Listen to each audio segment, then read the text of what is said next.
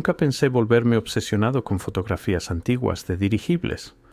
Comenzó inocentemente una búsqueda casual sobre historia de la aviación temprana, el tipo de investigación que haces un domingo por la tarde cuando sientes curiosidad sobre dirigibles y cepelines. Pero en cuestión de horas tropecé con algo que me revolvió el estómago. No una fotografía, no dos, sino docenas, cientos en realidad, imágenes de las décadas de 1880 hasta principios de 1900 mostrando aeronaves masivas suspendidas cerca de edificios en construcción. No eran naves de pasajeros, no eran aeronaves militares, eran algo completamente diferente. Y aquí está la parte más extraña, siempre estaban posicionadas directamente sobre estructuras inacabadas. Agujas de catedrales, edificios gubernamentales, salones de exhibición. Los dirigibles no transportaban personas ni observaban desde la distancia. Participaban en la construcción misma. Cables descendían desde sus góndolas, sistemas de aparejo conectados a los techos, trabajadores parados sobre andamios que parecían imposiblemente mínimos para el peso que supuestamente soportaban. La explicación oficial: fondos fotográficos, acrobacias promocionales, composiciones artísticas. Pero esa explicación colapsa en el momento que examinas las fotografías de cerca, porque estas no eran tomas promocionales escenificadas. Eran imágenes documentales capturadas por fotógrafos municipales, archivadas en registros de la ciudad, publicadas en revistas de ingeniería sin fanfarria ni celebración. Mostraban dirigibles como herramientas ordinarias de construcción, tan comunes como grúas o poleas. Los pies de foto eran prácticos. Instalación de estructura de cúpula, junio de 1893. Posicionamiento de elementos del campanario, octubre de 1887. Sin emoción, sin novedad, solo documentación rutinaria de algo que aparentemente todos entendían. Una vez que lo ves, no puedes dejar de verlo. Comencé a recolectar imágenes sistemáticamente. Chicago, 1893. Berlín, 1889. Melbourne, 1888. San Petersburgo, 1891. Buenos Aires, 1895. San Francisco, 1896. Cada gran ciudad, cada continente, la misma configuración. Aeronaves masivas, más ligeras que el aire, posicionadas sobre edificios durante fases críticas de construcción. El problema de coordinación me golpeó primero. Cómo adoptaron ciudades a través del globo, ciudades separadas por océanos, por barreras de idioma, por meses de tiempo de viaje, todas técnicas de construcción idénticas, en precisamente el mismo momento de la historia. Se nos dice que fueron desarrollos independientes, innovaciones paralelas impulsadas por la revolución industrial. Pero la evidencia fotográfica muestra algo mucho más inquietante: uniformidad perfecta. Los dirigibles tenían las mismas dimensiones. Los sistemas de aparejo usaban configuraciones idénticas. El posicionamiento seguía los mismos principios geométricos. Ya fueras en Praga o Filadelfia, no similar, idéntico. Como si siguieran instrucciones que no comprendían completamente, como si hubieran heredado una tecnología sin comprender sus orígenes. Comencé a hacer preguntas que aparentemente los investigadores no debían hacer. ¿De dónde venían estas aeronaves? ¿Quién las fabricaba? ¿Qué sistemas de propulsión las mantenían estables durante operaciones de elevación de precisión? ¿Cómo lograban la capacidad de elevación necesaria para posicionar elementos arquitectónicos de múltiples toneladas con precisión quirúrgica? El silencio era ensordecedor. Las revistas de ingeniería del periodo mencionan los dirigibles al pasar, como referenciarías un martillo o una carretilla, pero nunca explican la tecnología, nunca describen el proceso de fabricación, nunca discuten mejoras o innovaciones. Las aeronaves simplemente existen, completamente formadas, en registros de la década de 1880, y luego, después de 1912, desaparecen igual de abruptamente, sin período de transición, sin debate sobre abandonar equipamiento tan valioso, solo silencio. Esto plantea una pregunta simple pero crítica. ¿Qué estaban elevando? Examiné las estructuras mismas. Los edificios que aparecen en estas fotografías no eran construcciones modestas. eran maravillas arquitectónicas. Los edificios de la Feria Mundial de Chicago, el Parlamento de Budapest, la Ópera Estatal de Viena, cúpulas masivas que requerían colocación precisa, campanarios con tolerancias medidas en milímetros, elementos ornamentales que pesaban docenas de toneladas. Cuanto más profundizaba, más imposible se volvía la historia oficial. Considera la mecánica. Una grúa convencional usa contrapesos, palanca, ventaja mecánica. Pero estos dirigibles operaban bajo principios completamente diferentes. Proporcionaban elevación vertical sin estructuras de soporte basadas en tierra. Podían posicionarse con precisión sobre cualquier punto de un edificio. Podían mantener peso masivo suspendido mientras trabajadores los aseguraban en su lugar, y ahí es donde la física se vuelve imposible de ignorar. Ingenieros modernos te dirán que aeronaves más ligeras que el aire carecen de la estabilidad para trabajo de construcción de precisión. Desplazamiento del viento, variaciones de presión atmosférica, expansión térmica del gas de elevación. Todos estos factores hacen que los dirigibles sean inadecuados para tareas de posicionamiento delicado. Sin embargo, la evidencia fotográfica los muestra haciendo exactamente eso, sosteniendo cúpulas de catedrales firmes en el aire, apoyando segmentos de puentes, posicionando mecanismos de torres de reloj con precisión de relojería. O las fotografías son fraudulentas, todas ellas a través de múltiples continentes en múltiples archivos. O hay algo fundamentalmente erróneo con nuestra comprensión de lo que era posible en la década de 1880. Evité la hipótesis de Tartaria durante meses. Parecía demasiado conveniente, demasiado conspirativa. Pero la evidencia siguió empujándome hacia una conclusión incómoda. El estilo arquitectónico en estas fotografías, los edificios siendo construidos con asistencia aérea, comparten características inconfundibles. Fortalezas estelares, sistemas de energía atmosférica, cámaras de resonancia armónica. Las mismas características distintivas aparecen en estructuras mundialmente, todas supuestamente construidas independientemente, todas durante la misma ventana estrecha de tiempo. Estos no eran solo edificios, eran componentes de un sistema más grande. Mira los sótanos, no fundaciones simples, sino complejos subterráneos de múltiples niveles con cámaras selladas y recipientes de presión. Mira las torres, no agujas decorativas, sino estructuras tipo antena con elementos metálicos y proporciones geométricas específicas. Mira las cúpulas, no meros adornos arquitectónicos, sino cámaras acústicas cuidadosamente diseñadas. Los edificios mismos sugieren una tecnología que hemos olvidado cómo reconocer, una tecnología para capturar, almacenar y distribuir energía a través de resonancia arquitectónica. Y los dirigibles pueden haber sido el sistema de instalación, las herramientas usadas para posicionar estos componentes energéticos con la precisión necesaria para que la red funcionara. Pregúntate, ¿por qué necesitarías posicionamiento aéreo para estructuras que teóricamente podrían construirse desde el suelo usando andamios y grúas? A menos que los edificios no estuvieran siendo construidos desde el suelo, a menos que requirieran orientación específica, colocación de altitud específica, alineación armónica específica que los métodos basados en tierra no podían lograr, a menos que estuvieras ensamblando una máquina, no erigiendo un edificio. Comencé a examinar fotografías de construcción más cuidadosamente, no solo los dirigibles, sino los edificios mismos a medio construir. Esto es lo que me perturbó. Las estructuras en estas imágenes no muestran evidencia de construcción progresiva. Sin paredes parcialmente completadas, sin armazón de madera visible, sin ensamblaje ladrillo por ladrillo. En cambio, vemos secciones completas, pisos enteros, alas completas, segmentos masivos de cúpula, apareciendo como elementos unificados siendo posicionados desde arriba. El patrón se repite a través de ciudades, componentes arquitectónicos prefabricados masivos, bajados a su lugar por aeronaves aéreas. Pero prefabricados, ¿dónde? ¿Con qué capacidad de manufactura? ¿Usando qué red de transporte para mover elementos arquitectónicos de múltiples toneladas a través de continentes? Los registros oficiales permanecen en silencio. Encontré manifiestos de envío que listaban elementos arquitectónicos y componentes estructurales llegando a puertos mundialmente durante la década de 1880.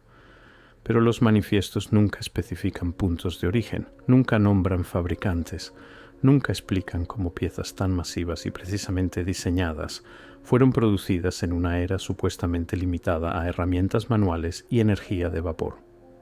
No décadas de construcción lenta, no técnicas tradicionales de mampostería, no ensamblaje gradual, sino elementos arquitectónicos completos llegando completamente formados y posicionados desde el cielo. Aquí es donde la investigación se vuelve verdaderamente inquietante. Busqué especificaciones de ingeniería, manuales de construcción, documentación técnica explicando cómo funcionaban estos sistemas de construcción aérea.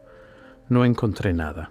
No registros incompletos, no evidencia fragmentaria, sino ausencia absoluta, como si alguien hubiera sistemáticamente removido toda referencia a la tecnología.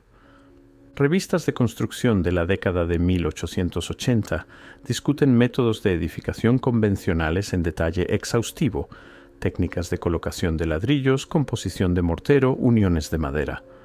Pero cuando se trata de los sistemas de posicionamiento aéreo visibles en miles de fotografías, silencio completo. Las revistas actúan como si los dirigibles no existieran, incluso mientras archivos municipales documentan su presencia constante. Bibliotecas removieron secciones.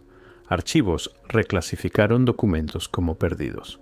Escuelas de ingeniería dejaron de enseñar cursos que aparecían en catálogos de la década de 1880, pero no dejaron libros de texto, notas de conferencias, registros estudiantiles.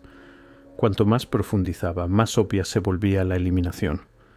Y aquí está la parte más perturbadora. Esto no fue obsolescencia gradual. Fue remoción sistemática.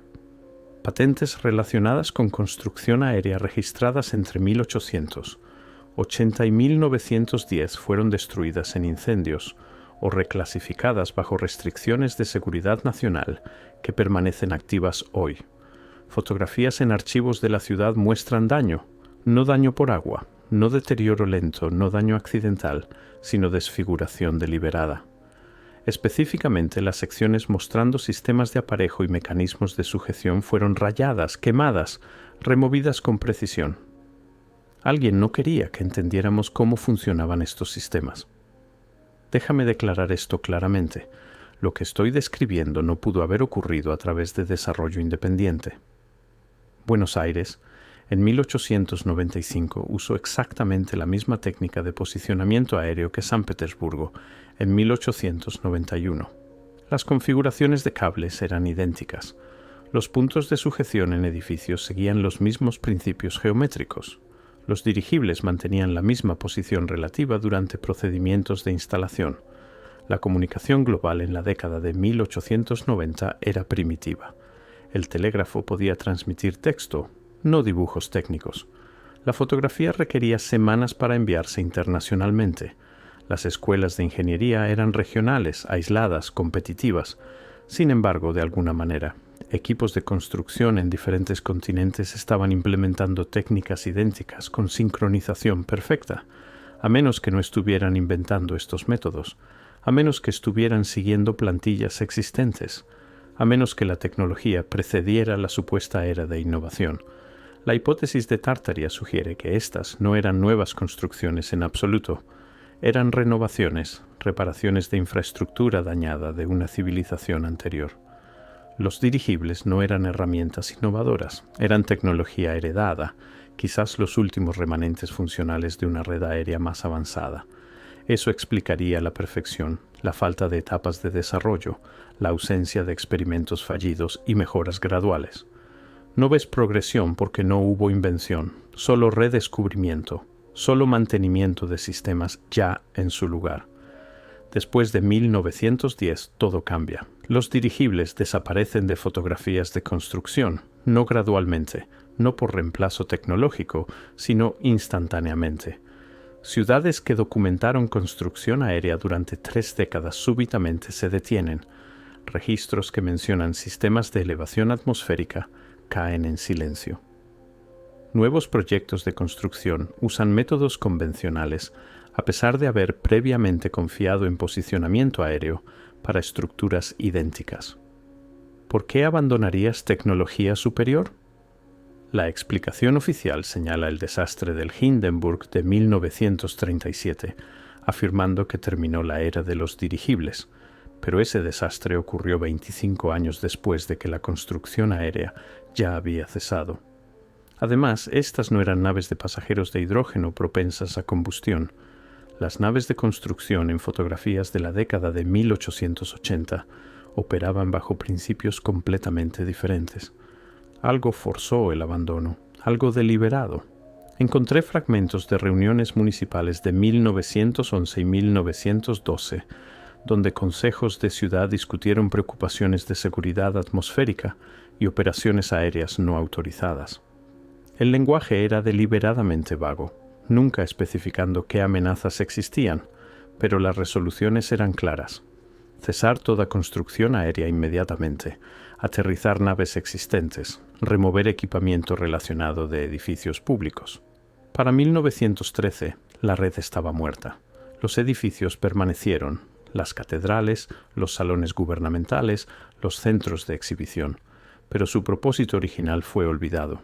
Sus funciones energéticas fueron deshabilitadas, sus conexiones a la red atmosférica más grande fueron cortadas, y dentro de una generación, las personas miraban estas estructuras y veían solo arquitectura bella, nunca comprendiendo que estaban mirando los componentes de un sistema planetario. Cuando examinas la evidencia sin prejuicio, cuando dejas a un lado las narrativas cómodas que nos han enseñado, emerge una imagen más oscura. Estas no eran personas primitivas luchando por dominar el vuelo. Eran herederos de tecnología que no comprendían completamente. Los dirigibles existían porque alguien los construyó antes de 1880. La red arquitectónica existía porque alguien la diseñó como un sistema unificado. La coordinación global existía porque alguien la estableció antes de que comenzara la era moderna. Y luego algo la terminó, deliberadamente, sistemáticamente, globalmente. El registro fotográfico muestra que la tecnología existía. La evidencia arquitectónica muestra que los edificios fueron diseñados como sistemas energéticos. La brecha de documentación muestra que alguien activamente borró el conocimiento. El abandono súbito muestra supresión coordinada. Pregúntate, ¿quién se beneficia del olvido? ¿Quién gana convenciendo a civilizaciones enteras que inventaron todo desde cero? ¿Quién se beneficia cuando creemos que estamos en el pináculo del logro tecnológico, en lugar de luchar por reclamar conocimiento perdido? He estado dentro de estas estructuras ahora, no como turista, sino como alguien buscando evidencia de su función original. Las propiedades acústicas son imposibles. El sonido resuena en patrones que no deberían existir en arquitectura decorativa. Ciertas frecuencias se amplifican mientras otras se cancelan completamente. Las proporciones geométricas crean ondas estacionarias que persisten por minutos después de que cesan las fuentes de sonido. Las cámaras del sótano contienen recipientes sellados conectados a nada, no sirviendo propósito aparente, excepto que los recipientes están precisamente sintonizados a variaciones de presión atmosférica. Responden a cambios barométricos con precisión matemática, como si fueran diseñados para capturar energía de dinámicas atmosféricas. Las torres contienen elementos metálicos posicionados a intervalos específicos a lo largo de su altura. No para rayos, no elementos decorativos, sino materiales conductivos precisamente espaciados, que crean gradientes electromagnéticos cuando las condiciones atmosféricas son apropiadas. Estos edificios no eran monumentos al logro humano, eran máquinas. Y los dirigibles eran cómo ensamblabas máquinas cuyos componentes pesaban toneladas y requerían posicionamiento tridimensional preciso. Una vez que los ves como tecnología en lugar de arquitectura, todo tiene sentido. La coordinación global, los diseños idénticos, la documentación cuidadosa seguida de eliminación sistemática, el abandono súbito. No abandonas tecnología funcional a menos que alguien te obligue. ¿Qué estaban realmente alimentando estos edificios? La red atmosférica, las cámaras de resonancia, los recipientes de presión. ¿Para qué fueron diseñados? ¿Generar electricidad? ¿Transmisión de energía inalámbrica? ¿Modificación climática? ¿Amplificación de conciencia? La respuesta puede estar en lo que ocurrió después de 1912. No solo el cese de construcción aérea, sino cambios en fenómenos atmosféricos mundialmente. cambios en patrones climáticos, reducción en eventos documentados de relámpago esférico, cambios en el comportamiento de fenómenos eléctricos naturales, como si remover nodos de una red alterara la operación completa del sistema. ¿Y quién ordenó el cierre? ¿Qué autoridad comandó a ciudades a través de cada continente a abandonar simultáneamente tecnología en la que habían confiado por décadas? ¿Qué fuerza poseía el alcance y poder para coordinar tal supresión global? Estas preguntas me atormentan porque la evidencia sugiere que la eliminación está en curso. Las fotografías continúan desapareciendo de archivos. Copias digitales se corrompen misteriosamente. Investigadores que indagan demasiado profundamente pierden financiamiento o enfrentan exilio académico. Los mecanismos del olvido siguen activos, aún protegiendo algo. Vivimos entre estos edificios diariamente. Admiramos su belleza, fotografiamos sus fachadas, celebramos ceremonias en sus cámaras, y nunca preguntamos por qué están tan sobreconstruidos, tan precisamente diseñados, tan matemáticamente perfectos. Aceptamos la historia oficial de que personas primitivas, usando herramientas manuales, de alguna manera construyeron maravillas arquitectónicas que la ingeniería moderna lucha por replicar. No cuestionamos el problema de coordinación. No notamos la documentación faltante. No nos preguntamos sobre los dirigibles en 1000 fotografías, suspendidos como ángeles mecánicos sobre estructuras siendo ensambladas desde el cielo. La verdad más profunda es más inquietante que simple conspiración. No somos simplemente ignorantes de nuestro pasado tecnológico. Hemos sido entrenados para no mirar, condicionados para aceptar imposibilidades como hecho histórico, enseñados que cuestionar la narrativa te hace un tonto en lugar de un investigador.